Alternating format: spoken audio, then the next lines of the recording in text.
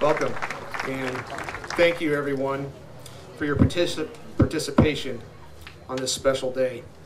I'm former Captain Brian Eli of the United States Army, the First Vice Commander of the American Legion, Post 67 here in Cary.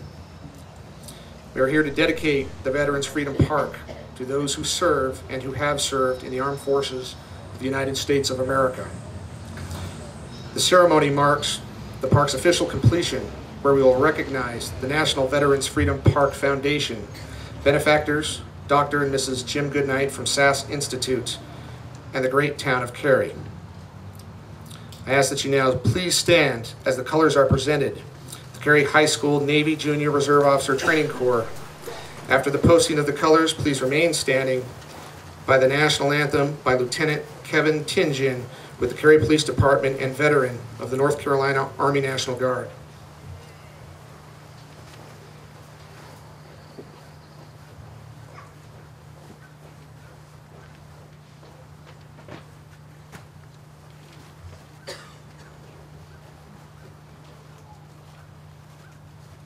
Oh, say, can you see by the dawn's early light what so proudly we hailed at the highlight's last gleaming, whose broad stripes and bright stars through the perilous fight for the ramparts we watched were so gallantly streaming, and the rockets' red glare, the bombs bursting in air, gave proof through the night that our flag was still there. Oh, say does that star-spangled banner yet wave for the land of the free and the home of the brave. Woo!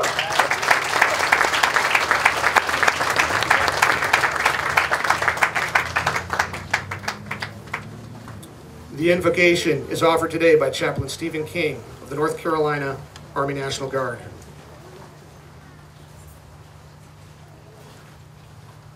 I invite you to pray with me in bowing your heads. Good and gracious God, we are thankful for the blessings and privileges of life which we enjoy through your graciousness to our nation and the personal dedication and sacrifice of veterans past and present.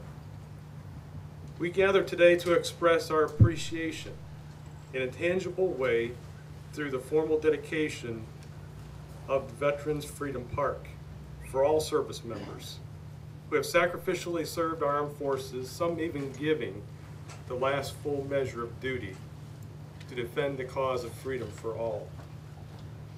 Let our acts here become living memorials to their service. We thank you for all those who have gathered today to show their appreciation, and especially for those who have worked tirelessly behind the scenes in preparation for this common goal. As we dedicate this park today, may our efforts create a new sense of appreciation for and a commitment to those who serve in defense of our country, both at home and abroad, as well as their loved ones who support them on the home front. May this park forever stand as a monument and sign to the personal dedication of this community to the veterans of the United States Armed Forces. We pray this in your holy name. Amen. Thank you, Chaplain King.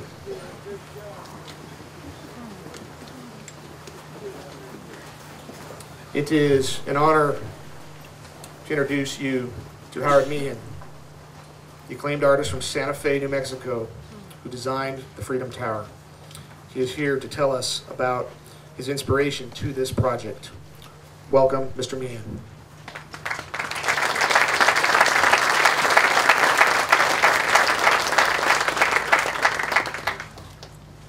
A lot of people basically was the inspiration for a lot of the public art projects I've been doing for the last 35 years.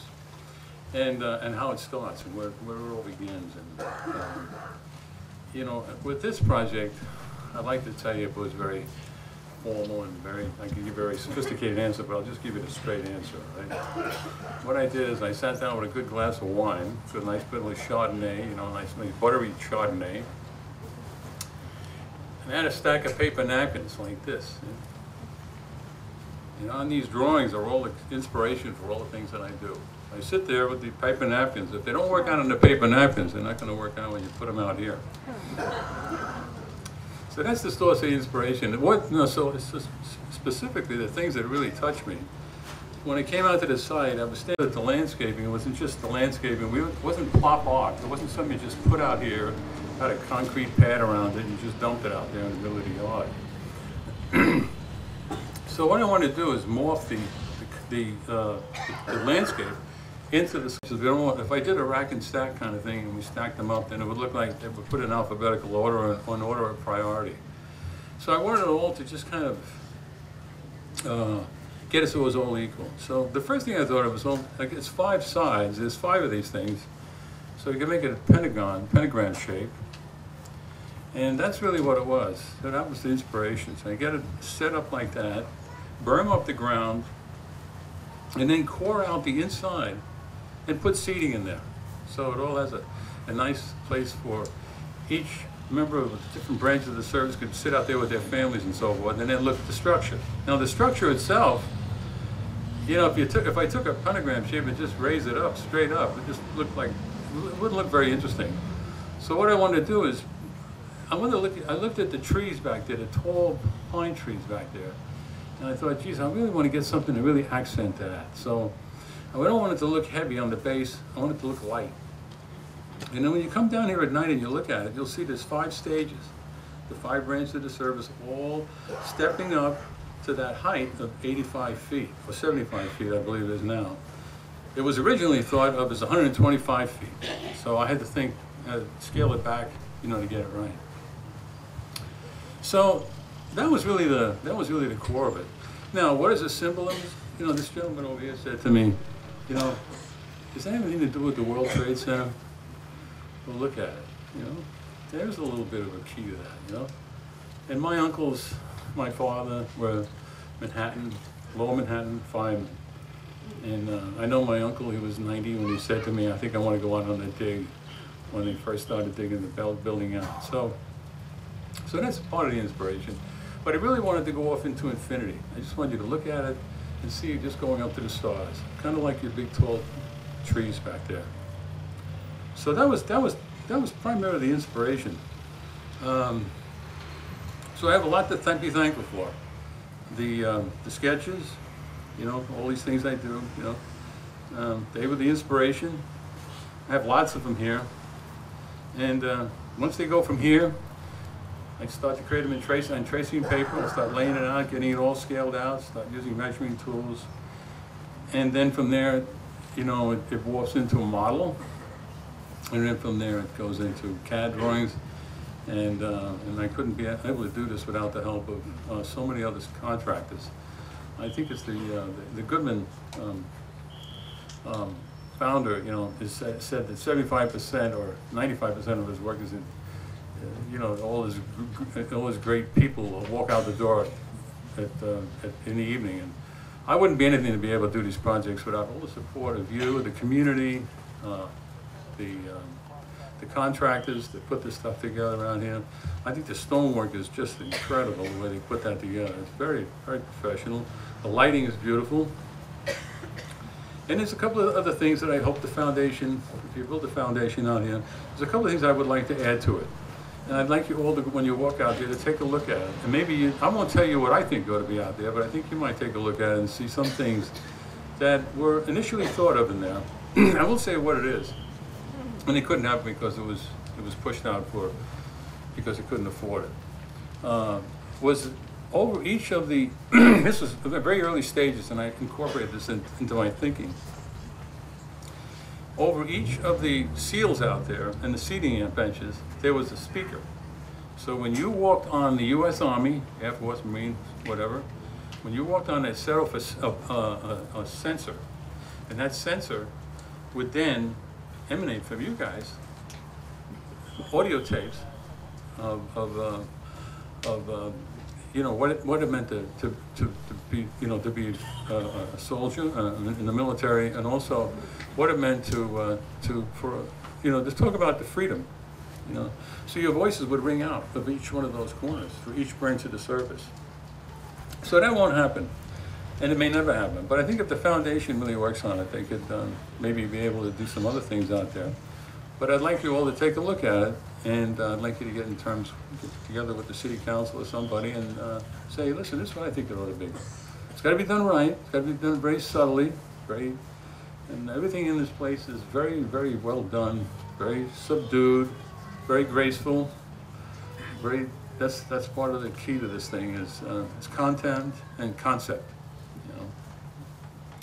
So that's basically summarizes the process, and I want to thank everybody for giving me this opportunity. It's been a long time. This project's been in the works for about 9 years, you know, and frankly, for quite a while, I didn't think it was ever going to happen. But you know, like everything in life, you know, it's some creativeness and a lot of perseverance has to be put into it. So I want to thank you all again. I want to thank all the people in the contract construction crews, the guys that did the stonework, the guys that created the CAD drawings, that helped put this stuff up, and you know, it's just been great. I've just really enjoyed your company, and I want to see this Freedom Park grow, and I want you to see it fester and be beautiful. And I like working on work that's iconic, you know, things that are going to be around for a long time and have meaning, you know. And I hope this does. Thank you.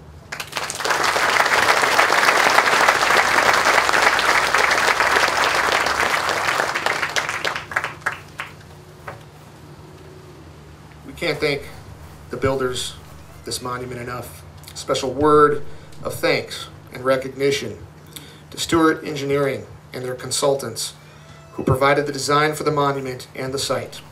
We'd like to recognize Barnhill Contracting and all their subcontractors who participated on this project, often in adverse weather conditions. If you are here representing any of the contractors or builders, would you please stand so that we may recognize you appropriately?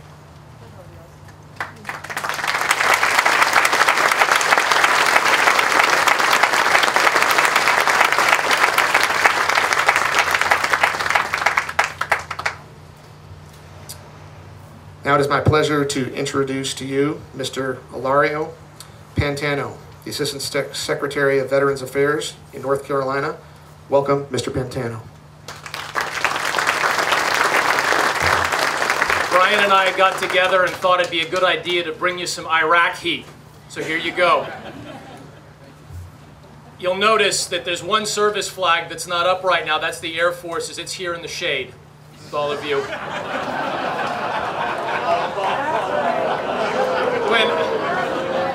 It's okay, I'm a Marine, I'm ready. We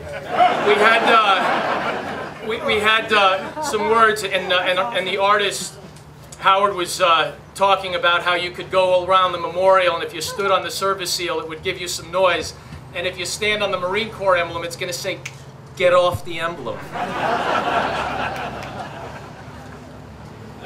You know, a little levity is important, because most of you here today are here for a very somber reason. We're here to memorialize our veterans. And our veterans are a very special group of people.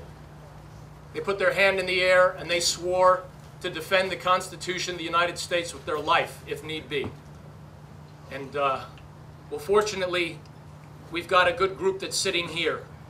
But every one of them has friends that aren't. And this park is going to help us to remember the costs and the toll. And it's also going to help to teach us a couple of lessons. Before I get into those lessons, though, I'd like to start with a little bit of history. If we have any World War II veterans among us, would you please rise so that we could honor you? Our greatest generation.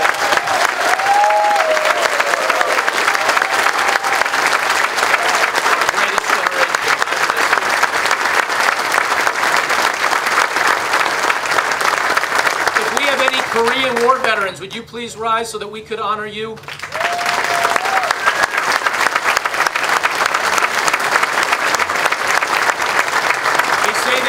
forgotten war, but we're never going to forget. We're never going to forget. You know, we just commemorated the 60th anniversary of the end of the Korean War back in 2013. And we're coming up on another very serious anniversary. In fact, this August will mark the 50th year since the commencement of the Vietnam War. Will my Vietnam veterans please stand so we can honor you?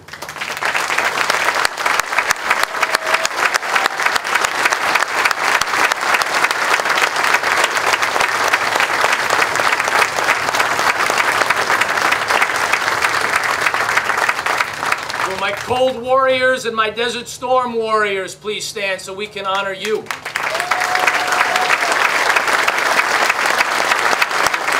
down that wall. And my Iraq and Afghanistan veterans, please stand so that we can honor you.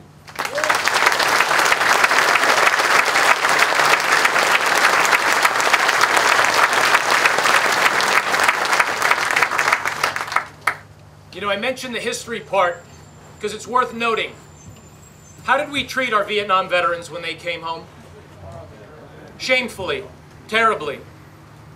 I want you to consider something. Vietnam was maybe 20 years after World War II, 10 years after Korea. Tens of millions of Americans had been under arms. A nation had been exposed to war. We were used to turning off our lights so bombers couldn't find targets. We were used to avoiding U-boats off the coast. And yet this same nation turned its back on a returning crop of veterans. We say that could never happen again, right? I want you to consider something. We have a duty to safeguard. We have a duty to remember. You see, the war in Afghanistan started as America's most popular war, right after the attacks of September 11th. I was a witness to those attacks. That was my generation's Pearl Harbor. And so when I asked the artists about the building, I had actually worked in number 4 World Trade Center at one time. So that was very personal. And the war in Afghanistan started as the most popular war in American history. And today it is the least popular war in American history. Why does that matter? Because half of 1% of Americans have been involved in the wars in Iraq and Afghanistan. The voice of the veteran is getting quieter and quieter against a population that is feeling more and more otherness, more and more distance and separation. I'll tell you a story. A friend of mine, Master Sergeant Aaron Torian, was killed the day after Valentine's Day this year. Imagine his wife and 3 children being widowed on February 15th. He was on his 7th combat tour. He was on his 7th combat tour. That's how the balance has shifted. What does all this mean? We have a duty in remembrance. We have a duty in memorialization. And we have a duty to teach the future generations, the junior ROTC cadets, the children that we brought here today. Thank you for bringing your children here. Because today, America's military is a volunteer one, isn't it? And how we treat our heroes past and our heroes present will determine if we have any heroes future.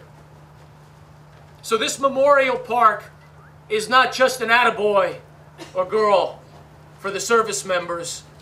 It's not just a place to come and remember the dead and the fallen, although we will do that. This is a place to encourage a future generation and to remind them that freedom is not free. Thank you very much.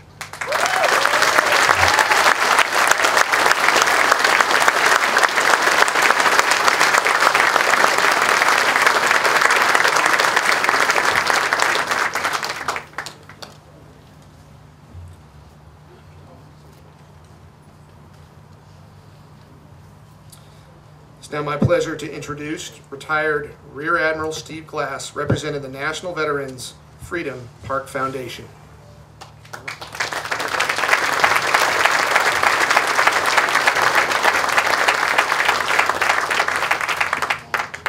Good afternoon. Good afternoon. Welcome, veterans and families. I'm going to ask you to do something, and it isn't something that amounts to a volunteering. But I'm going to ask you, if you're a veteran or family, raise your hand. God bless each and every one of you. Well, this is for you. This is for you.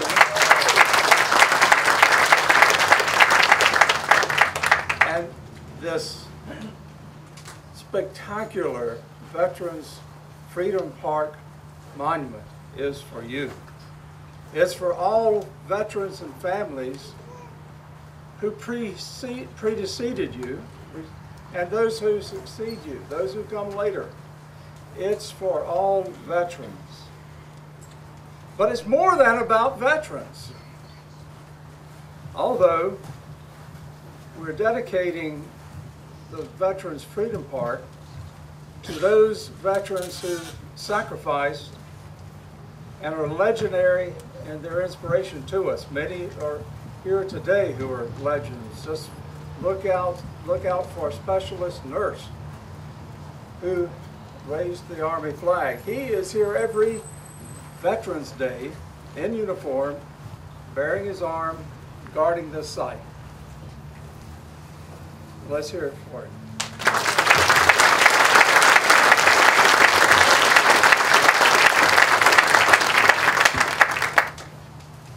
So the Veterans Freedom Park pays homage to veterans and families of all ages, but as I said, it's more. It's much more.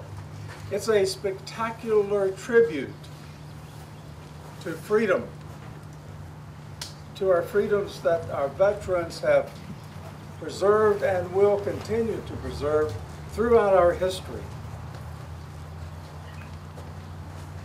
It's a symbol of the strength of our freedom. Freedom of speech, press, religion, assembly, petition, and I submit to you that all 5 of those freedoms are being represented here today. Just think about it. Could we be doing this without those privileges, without those freedoms? But it's our men and women in America's military who continue to preserve those freedoms for us. Now, in case you're wondering how we got to this point, let me speak a little bit about the Veterans Freedom Park Foundation. And this is not going to be a trip down memory lane. That would be a very short trip for me. But I think it's important that we recognize how this all started. And this is a genuinely compressed version of the last 13 years.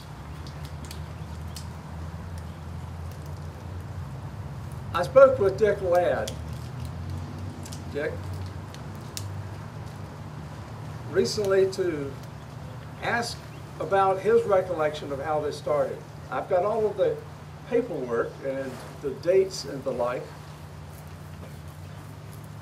but we wanted to compare notes, and it's my recollection that the idea came about after a Cary Visual Arts meeting, after which Ann Goodnight spoke with Dick and said, you know, we ought to do something for the veterans. We ought to do something for the veterans. But Dick is a visionary, and Dick came about with this vision of doing something wonderful for the veterans here in Cary. The vision, as we gather people around and talk about, the vision was that we would put a memorial, a statue of some sort, on the Cary Town campus, in some visual place.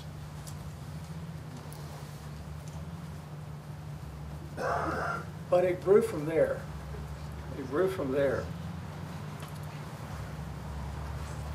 It's not strange, is it, that Cary Visual Arts, who has been our partner throughout the organization and development and the building of this program, would be interested in freedom.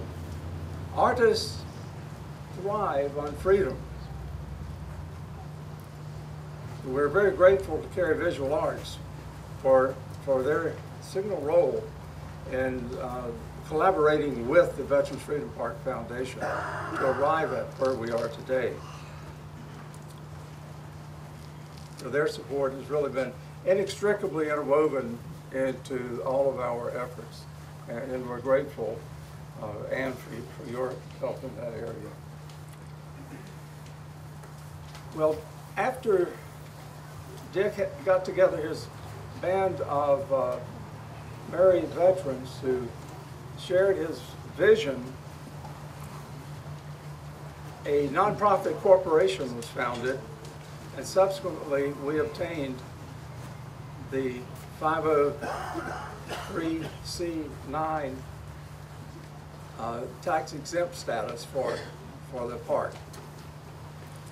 Now, it's appropriate that I mention to you the names of the persons who were on our first board of directors, and I'm going to name the last. But we all recognize that there were hundreds and hundreds of people who participated at various times, doing various things, from design to history to videotape histories. So many people have participated in this. I could not name all of them here today without the sun setting on us. But I'll bet there'll be a place on the Veterans Freedom Park website one of these days that will list all of the names and list those who have contributed. I apologize for not being able to do that today, though. Let me name the veterans or the board of directors who were the first board for our park, the ones who were involved in the corporation. Dick Ladd, would you stand? You were the chair.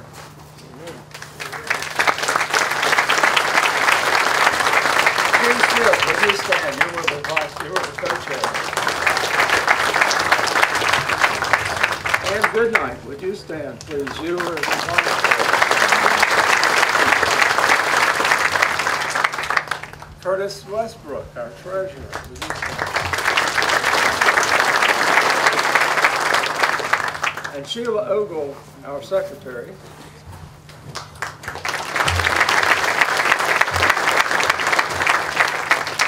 Ralph Ashworth, who was our design chair. And then there was a sailor named Glass who was also involved.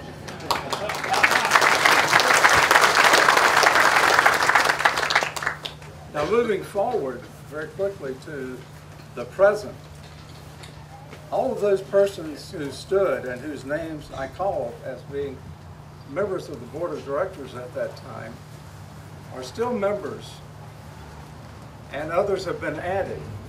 But for those who were original and still are members, it tells you something about their stamina, about their perseverance, about their willingness to see this mission through. And veterans do that, don't we?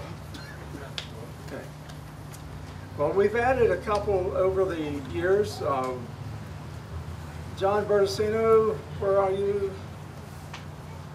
Okay, he was added. Connie Hoyes, I saw you, Connie. Gail Jordan. Gail took down every word that was spoken at our meetings and transcribed all of our minutes. And Phyllis Moffett. Phil?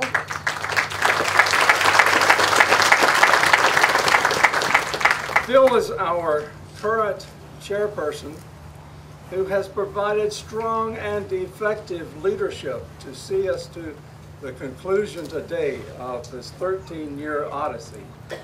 Thank you, Phil.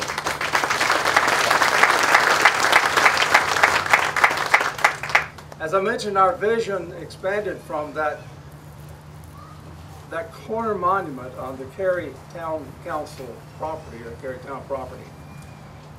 When Dr. and Mrs. Goodnight, through Reedy Creek Investments, made this wonderful gift of the 11 point some odd acres, 11 plus acres, upon which we're sitting and standing and the monument is placed.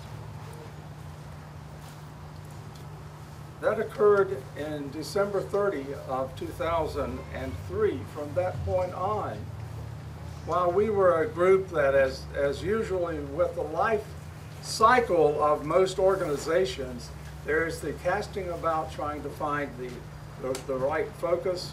Well, getting this wonderful gift, and with Ann Goodnight's assistance, we were able to focus more closely on what needed to be done as a Veterans Memorial. So it was expanded up to the sky, as you can see, and I hope you'll come by at night. This is one of the most spectacular sights you'll see in North Carolina, or perhaps anywhere. The organization, as I said, is a result of many, many people. For a number of years, the board and others persevered, and really grateful. I wish I could name all of the persons, but I do wish at this point to say once again thanks to the Cary Visual Arts people who provided us with inspiration for such a beautiful, art memorial to our wonderful veterans. So we dedicate this very spectacular memorial to our veterans, veterans of all times, to the families of veterans of all times, who have preserved our freedom and who stand ready to continue to preserve our freedom. This is not only a memorial of most impressive art, for which we're all grateful, but it is for the purpose and sacrifices of veterans who it honors. The dedication today, I submit to you, makes the Veterans Freedom Park now hallowed ground.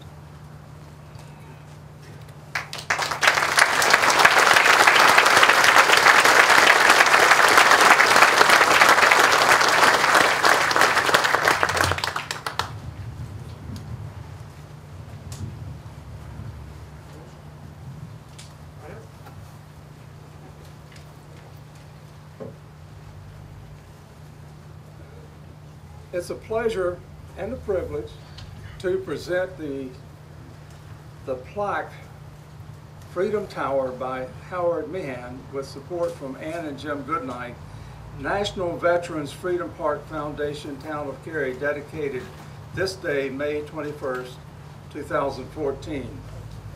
With Howard's comments, I wanted to create a work of art that was majestic, elegant, iconic, and informative. It tells a story about why men and women serve in our armed forces. The public should see this Veterans Freedom Park as a catalyst for social interaction and understanding, and it's signed by Howard Meehan. I've introduced, no doubt, Ann Goodnight in my comments before. So Ann, if you would let those suffice as your introduction. May I present this slide to you?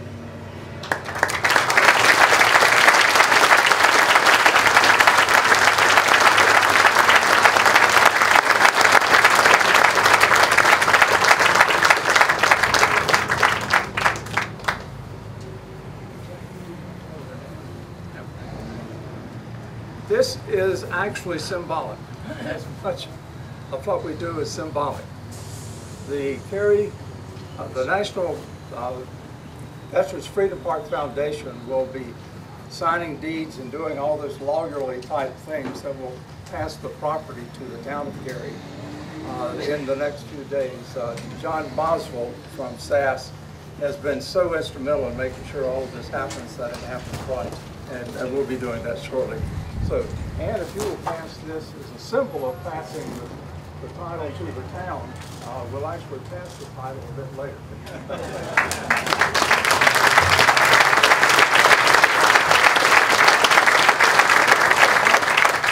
How boring would it be to watch a lawyer pass a deed to the town?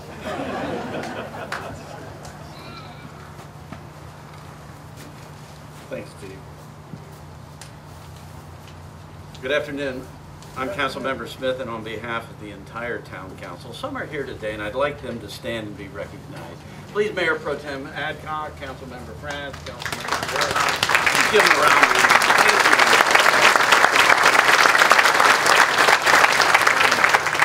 Thank you. We're truly honored to accept this plaque on this special day in our town's history.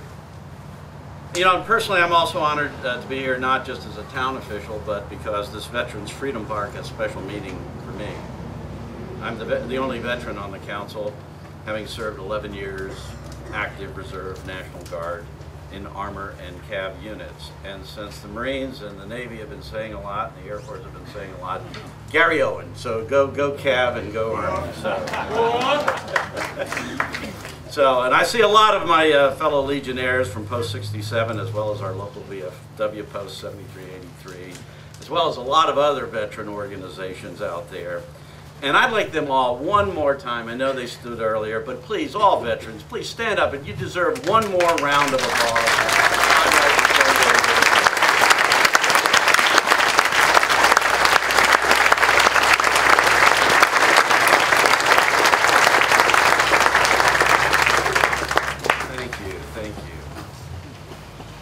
I'm going to go a little bit off the reservation now. I wanted to give a special thanks to Ario Pantano. Was those comments from Ario inspiring? Were they not?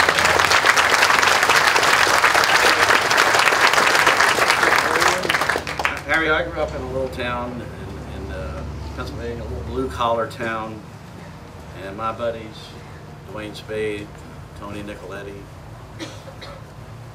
Kenny Sands, Patrick Smith, and myself, when we graduated, some of us went to college first, some of us went into the service first, but we all went in, and they all stayed over in Vietnam. And I thank you for remembering them, and this is what today is all about. You know, when you're on the council, you get some strange letters. And I think you all will remember, we had a person come when it was announced that we were going to have a Veterans Freedom Park. And that person came and was outraged that we would consider naming this park Freedom, Veterans Freedom Park, and insisted that we take the word freedom out of the park. There are young children here, and I won't say what I was thinking, but what inspires me today is to look around and see that that is a very minority point of view, and it does not represent our great country. And I just thank you all so much for being here and being part of this. This is a special place. This is not just for veterans, but it's for you and our community. The years of collaboration between SAS Institute and the National Veterans Freedom Park Foundation and the Town of Cary illustrate the successes that can arise from public-private partnerships. And we are fortunate to have a permanent spot to come together and pay our respects for the brave men and women who have fought for our freedoms. And I'm eager to see this site become a home for many patriotic programs. And while it stands so majestic here in the daytime, I want to encourage all of you to stop by near dusk to experience this park fully illuminated. It's simply breathtaking, rivaling monuments in Washington, D.C., yet here it is in Cary, North Carolina.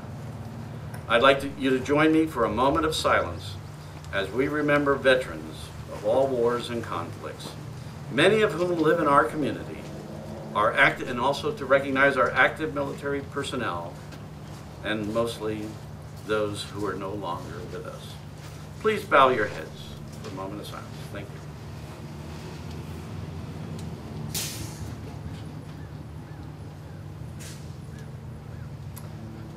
Thank you. God bless America.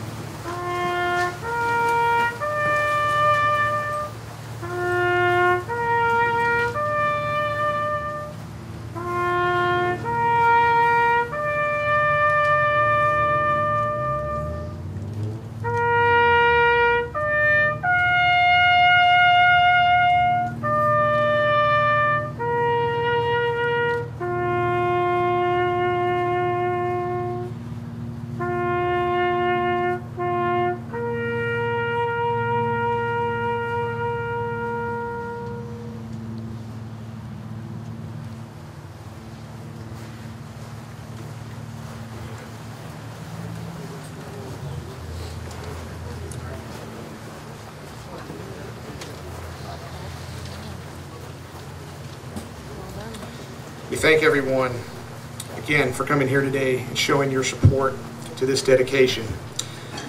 We recognize Wags for Tags and the USO at RDU.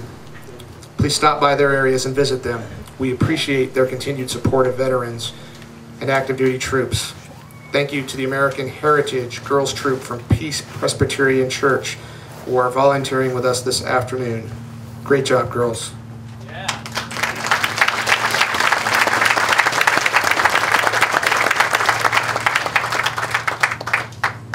Special thanks to the Cary Town Band for the patriotic music and support of the U.S. military. We appreciate all that they do. Before we conclude the ceremony, we invite you to stay and enjoy some light refreshments provided by Sweet Tea Cakery as you tour the park and see the monument up close. Ladies and gentlemen, please stand for the benediction offered today by Chaplain King.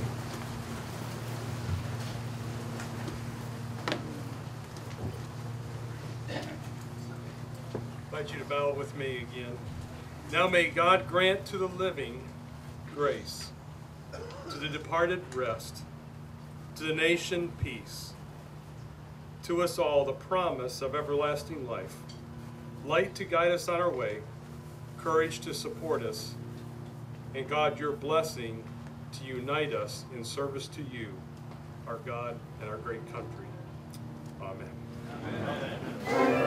Amen.